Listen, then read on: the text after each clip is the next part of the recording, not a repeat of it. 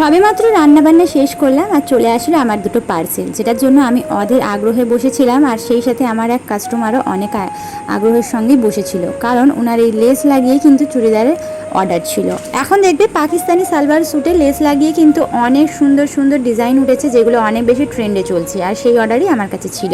তো লেস আমার কাছে যেহেতু অ্যাভেলেবেল ছিল না, তাই আমি অনলাইন অর্ডার করে দিয়েছিলাম, যেগুলো চলেও এসেছে। আর দেখলাম, আমার টেনশন হচ্ছিল যদি ভালো না আসে আবার রিটার্ন করার ঝামেলা আছে, বাট না, আমি দেখলাম লেস দুটো যেমনটা ঠিক আমি দেখেছিলাম ফোনেতে ঠিক তেমনটাই এসেছে। সত্যি কথা বলতে আমি আজ পর্যন্ত যা যা পার্সেল অর্ডার করেছি সেটার কোনোটাই কিন্তু খারাপ আসেনি। তো ওনার যে 3 পিসটা আমার কাছে দিয়েছিল সেলাই করার জন্য, তাতে কিন্তু অলরেডি ওনার গলাতে এবং নিচে লেস লাগানো ছিল, যে কারণে হাতাতে লেস না লাগালে কিন্তু একদমই বাজে লাগতো।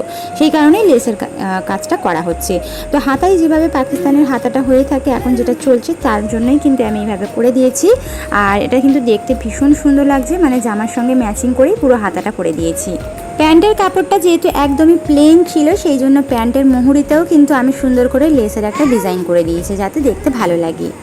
হাতাটা কিন্তু এরকম হবে, তোমরা দেখো, এরকম কিন্তু কেউ ফুল হাতা করে, কেউ 3 কোয়ার্টার হাতা করে, সেক্ষেত্রে যার যেরকম আর কি অর্ডার থাকে সেই হিসেবেই করে থাকি। আর লাটকানটাও দিয়ে দিয়েছি খুব সুন্দর বড় বড় করে, যেটাও দেখতে ভীষণ সুন্দর লাগছিল আর কি। তো এখানে প্যান্টটাও দেখো। তো তোমরা এবারে কমেন্টে আমাকে জানাও যে সালোয়ার স্যুটটা কেমন হয়েছে। যারা যারা আমার কাছে সালোয়ার সেলাই বা এরকম ধরনের স্যুট সেলাই করতে চাও, আমার স্ক্রিনে দেওয়া এই হোয়াটসঅ্যাপ নাম্বারে অবশ্যই কিন্তু হোয়াটসঅ্যাপ করবে, ফোন করলে পাবে না, তোমরা অবশ্যই হোয়াটসঅ্যাপ করবে, তাহলে আমি রিপ্লাই দেবো ইনশাআল্লাহ।